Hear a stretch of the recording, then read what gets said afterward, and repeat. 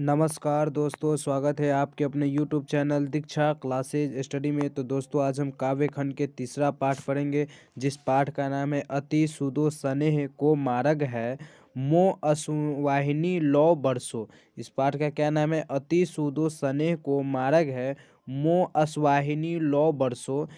तो इस पाठ के सबसे पहले अब हम महत्वपूर्ण तथ्य का चर्चा करते हैं। तो आज भी हम इसके 3 महत्वपूर्ण तथ्य को चर्चा कर लेंगे और उसके बाद हम फिर 20 वीवीआई क्वेश्चन का भी चर्चा करेंगे। तो आप सभी वीडियो को लास्ट तक देखिएगा और 1 मिनट भी वीडियो को स्किप नहीं कीजिएगा, नहीं तो आपको समझ में नहीं आएगा, ठीक है। और जो हम तैयारी करा रहे हैं दोस्तों, अगर आप अभी तक आप हमारे चैनल पे नए हैं तो आप हमारे चैनल के अंदर जाकर देख ले कि हम अच्छे से मिशन 2022 के लिए बच्चों को तैयारी करा रहे हैं। तो आप भी हमारे चैनल के साथ जुड़ सकते हैं और अच्छे से तैयारी कर सकते हैं।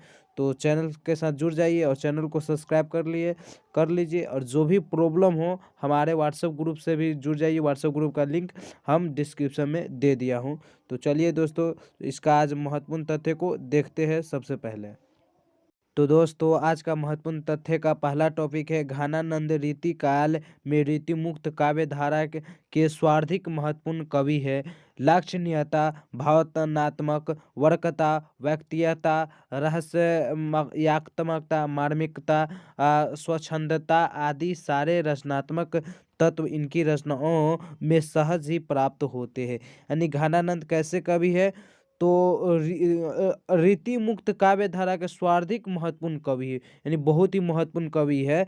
और इनके रचना में भावनात्मक वर्कता, व्यक्तित्व, रहस्यवाक्ता, मार्मिकता और स्वच्छदानता आदि सारे रचनात्मक तत्व इनकी रचनाओं में सहज प्राप्त होते हैं। यानी बहुत अच्छे से इनके रचनाओं में ये सभी गुण पाए जाते हैं। और घनानंद किस काल के कवि है? तो रीति काल के कवि, ठीक है। एक प्रश्न यहाँ पर निकल रहा है तो इसको भी याद कर लीजिए। और दूसरा टॉपिक कर रहा है घनानंद को प्रेम के पीर का कवि कहा जाता है। शुक्ल जी ने घनानंद के संबंध में लिखा है, प्रेम मार्ग का ऐसा प्रवीण और खीर पथिक तथा जबादानी का ऐसा दावा रखने वाला ब्रज भाषा का दूसरा कवि नहीं है।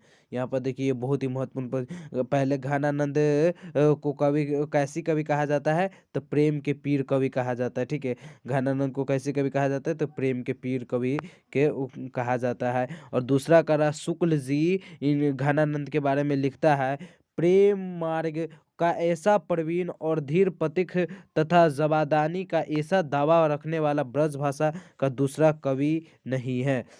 यानी इसके बारे में शुक्ल जी इतना गजब बात लिख रहे, देखिए कि दूसरा कवि प्रेम मार्ग का प्रवीण और धीरक पथिक जबादानी का ऐसा दावा रखने वाला ब्रज भाषा के कोई कवि है ही नहीं, ठीक है। और तीसरा टॉपिक कह रहा है आज का प्रेम की पीड़ा को घनानंद ने सच्चे हृदय से अपने पूर्णता में भोगा था, इसीलिए उनकी अभिव्यक्त में विश्वसनीयता और मार्मिकता का अपूर्व समन्वय हुआ है। यानी प्रेम का पीड़ा घनानंद ने सच्चे हृदय से अपनी पूर्णता यानी अपने जीवन में भोगा है, यानी उसके साथ ये घटना घटा हुआ है, इसीलिए उनकी वह अभिव्यक्त में विश्वसनीयता और मार्मिकता का पूरा समन्वय हुआ है। तो चलिए अब हम इस पाठ के हम 20 वीवीआई ऑब्जेक्टिव क्वेश्चन को भी देखते हैं कौन कौन है। दोस्तों, जो भी हम वीवीआई 20 ऑब्जेक्टिव क्वेश्चन को बताएंगे उसको आप प्लीज़ पूरा देखिएगा सही से, ताकि आपको समझ में आए। आपका तैयारी है और हम बार बार प्लीज़ बोल रहे हैं, क्योंकि आपकी तैयारी को हमको मिशन 2022 में कामयाब करना है। और आप सभी अगर हमको सपोर्ट कीजिएगा तो हम ज़रूर इस मिशन 2022 में आप सभी को कामयाबी दिलाएंगे, वो भी अच्छे नंबर से। और जो भी प्रॉब्लम है बार बार कहते हैं दोस्तों, हमारे व्हाट्सएप ग्रुप से जुड़ जाइए और हमसे पर्सनली मैसेज करके बात कीजिए और पूछिए, हम आपके हर एक प्रॉब्लम को सॉल्व करने की कोशिश करेंगे। तो दोस्तों, आज का मेरा पहला प्रश्न है, घनानंद घन प्लस आनंद किस काल के कवि है? या घनानंद या घन प्लस आनंद किस काल के कवि? ए भक्ति काल के, बी आदिकाल के, सी रीति काल के और डी आधुनिक काल के। तो इसका राइट आंसर हो जाएगा सी रीति काल के। घनानंद किस काल के कवि है? तो रीतिकाल के कवि है। ठीक है। और दूसरा प्रश्न कह रहा है सुजान सागर किसकी कृति है? सुजान सागर किसकी कृति है? सुजान सागर किसकी कृति है? ए मतीराम के, बी घनानंद के, और सी देव की, और डी में है केशोदास की। तो इसका राइट आंसर हो जाएगा बी घनानंद की। घनानंद की कौन सी कृति है? तो सुजान सागर भी घनानंद की कृति है। ठीक है। और तीसरा प्रश्न कह रहा है किसे प्रेम की पीर का कवि कहा जाता है? यही नाम बोले, महत्वपूर्ण तथ्य में पढ़े थे ना, प्रेम की पीर कवि किसे कहा जाता है? ए मीरा को, बी महादेवी वर्मा को, सी घनानंद को, और डी सूरदास को। तो इसका राइट आंसर हो जाएगा सी घनानंद को। घनानंद को कैसी कवि कहा जाता है? तो प्रेम की पीर कवि कहा जाता है। ठीक है। और आज का चौथा प्रश्न है मेरा लाक्षणिक मूर्तिमता और प्रयोग वैचित्र्य के कवि कौन है? यह प्रश्न कह रहा है लाक्षणिक मूर्तिमता और प्रयोग वैचित्र्य के कवि कौन है? ए तुलसीदास, बी सूरदास, सी बिहारी, और डी घनानंद। तो इसका भी राइट आंसर हो जाएगा डी घनानंद। और आज का मेरा पांचवा प्रश्न कह रहा है रीति मुक्त काव्य धारा के सिरमौर कवि किसे कहा जाता है? यानी रीति मुक्त काव्य धारा के सिरमौर कवि किसे कहा जाता है? ए बिहारी को, बी घनानंद को, सी पधाकर को, और डी मतीराम को। तो दोस्तों इसका भी राइट आंसर हो जाएगा बी घनानंद को। रीति मुक्त काव्य धारा के सिरमौर कवि भी किसे कहा जाता है? तो घनानंद को ही कहा जाता है। ठीक है। और छठा प्रश्न कह रहा है घनानंद किस भाषा के कवि है? घनानंद किस भाषा के कवि? ए अवधी, बी ब्रजभाषा, सी भोजपुरी, और डी गुजराती। तो इसका राइट आंसर हो जाएगा बी ब्रज भाषा की। घनानंद किस भाषा के कवि है? तो ब्रज भाषा की। और आज का मेरा सातवां प्रश्न है घनानंद किससे प्रेम करते थे? घनानंद किससे प्रेम करते थे? ए कलावती नामक नर्तकी से, बी रेशमा नामक नर्तकी से, सी सुजात नामक नर्तकी से, और डी मलमा नामक नर्तकी से। तो दोस्तों इसका राइट आंसर हो जाएगा सी सुजान नामक नर्तकी। घनानंद किससे प्रेम करते थे? सुजान नामक नर्तकी से। ठीक है। और अभी प्रेम का मौसम भी चल रहा है, बहुत जल्दी 14 फरवरी आने वाला है, वैलेंटाइन डे। तो दोस्तों आप सभी को वैलेंटाइन डे पर नहीं ध्यान देना है और पढ़ाई पर ध्यान देना है। ठीक है। वैलेंटाइन डे से बचिए, और ये इस साल बच जाते हैं वैलेंटाइन डे से, तो अगले साल वैलेंटाइन डे मनाइएगा अच्छा से। तो अबकी बार बच जाइए वैलेंटाइन डे से, और जो भी डे अभी आने वाला है उस सभी डे से बचिए और पढ़ाई पे मन लगाइए, क्योंकि दोस्तों 10 साल की पूरा तजुर्बा आपको बस 1 साल में 6 दिन में आपको बताना रहता है सरकार को कि हम 10 साल में ये पढ़े वो पढ़े, इतना तैयारी किए। माता पिता को बताना रहता है कि हम ये पढ़े। रिजल्ट जब आएगा तो आपको ये नहीं पूछा जाएगा कि तुम 14 फरवरी वैलेंटाइन दिन में किस लड़की के साथ कहाँ पे क्या गुजारा, तो आपको यही पूछा जाएगा कि 10 साल तुम क्या पढ़ा। तो दोस्तों ध्यान लगाइए और इस वीडियो को सही से देखिए और तैयारी कीजिए अच्छे से। ठीक है। और 8वां प्रश्न कह रहा है घनानंद प्रेम के कैसी कवि है? ए पीर, बी सुख, सी द्वेष, और डी चित्र। तो इसका में भराएगा क्या? पीर। घनानंद प्रेम के पीर कवि है। ठीक है। ये इसका राइट आंसर हो जाएगा। और आज का मेरा 9वां प्रश्न कह रहा है मुगल बादशाह मोहम्मद शाह रंगीले के यहाँ क्या काम करते थे? यानी मुगल बादशाह मोहम्मद शाह रंगीले के यहाँ क्या काम करते थे? ए सलाहकार की, बी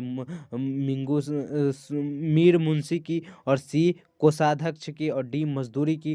तो इसका राइट आंसर हो जाएगा बी मीर मुंशी की। मुगल शाह बादशाह यानी मुगल बादशाह मोहम्मद शाह रंगीले के यहाँ कौन से काम करते थे? तो मीर मुंशी के करते थे। ठीक है।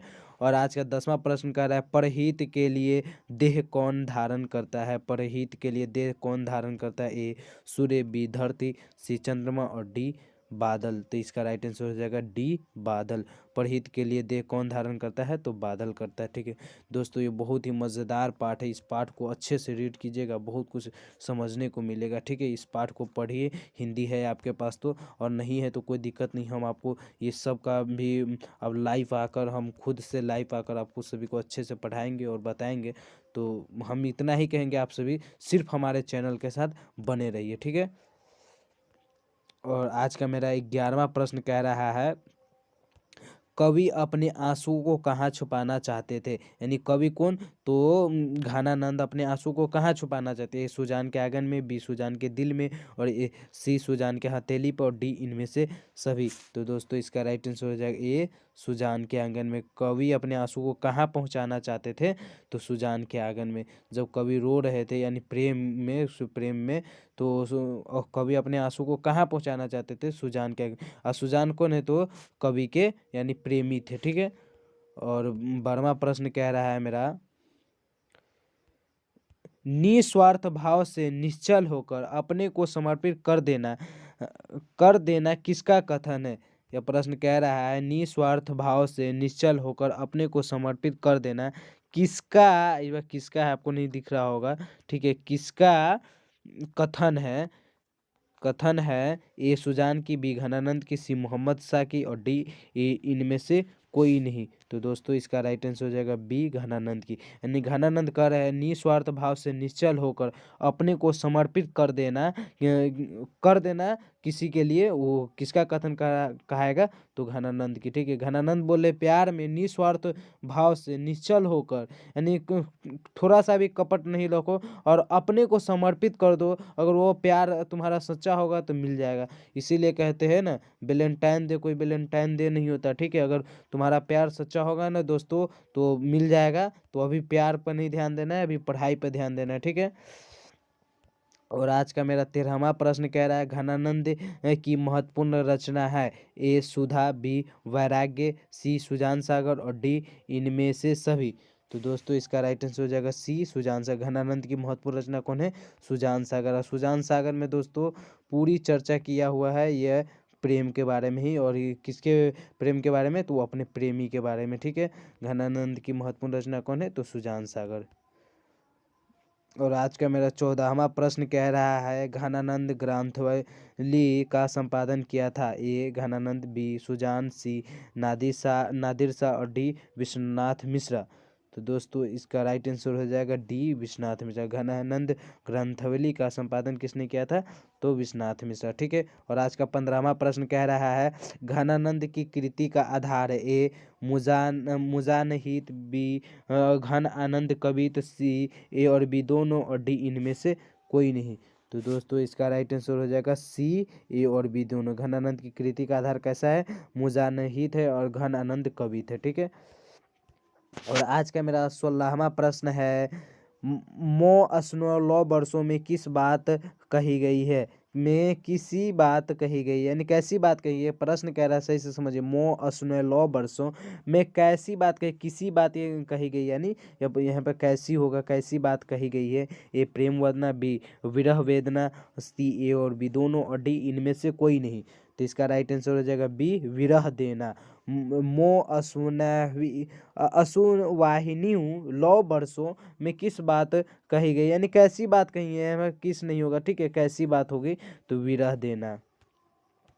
और आज का 17वां प्रश्न कह रहा है, घनानंद के अनुसार प्रेम का मार्ग कैसा होता है? घनानंद के अनुसार प्रेम का मार्ग कैसा होता है? ए सीधा और सरल, बी कठिन और जटिल, और सी सीधा और मुखदाई, और डी कठिन और दुखदाई। तो दोस्तों इसका राइट आंसर हो जाए ए सीधा और सरल। घनानंद के अनुसार प्रेम का मार्ग कैसा होता है? सीधा और सरल होता है। ठीक है। और आज का मेरा 18वां प्रश्न कह रहा है, प्रेम कौन कर सकते हैं? ए छल और छल और कपटी से, यानी ये प्रश्न कह रहा है आज। तो दोस्तों आज का मेरा 18वां प्रश्न है, कौन प्रेम कर सकते हैं? छली और कपटी ही, निश्चल और निष्कपट ही, डी ए और बी दोनों, और डी में इनमें से कोई नहीं। तो इसका राइट आंसर हो जाएगा बी निश्चल और कपट ही प्रेम कर सकते हैं। ठीक है। और आज का मेरा 19वां प्रश्न है दोस्तों, ये रहा आज का मेरा 19वां प्रश्न, घनानंद किनके द्वारा मारे गए? घनानंद को कौन मार दिए? ए सुजान के प्रधार ने, बी मोहम्मद शाह के सैनिकों द्वारा, और सी नादिर साहब के सैनिकों द्वारा, डी इनमें से कोई नहीं। तो इसका राइट आंसर हो जाएगा सी नादिर साहब के सैनिकों द्वारा घनानंद को मार डाला। ठीक है। और आज का मेरा 20वां प्रश्न कह रहा है, और अंतिम प्रश्न कह रहा है, घनानंद की मृत्यु कब हुई? घनानंद की मृत्यु कब हुई? ए 1737 ईस्वी, बी 1739 ईस्वी, सी 1741 ईस्वी, डी 1743 ईस्वी। तो इसका राइट आंसर हो जाएगा बी 1739 ईस्वी में। ठीक है।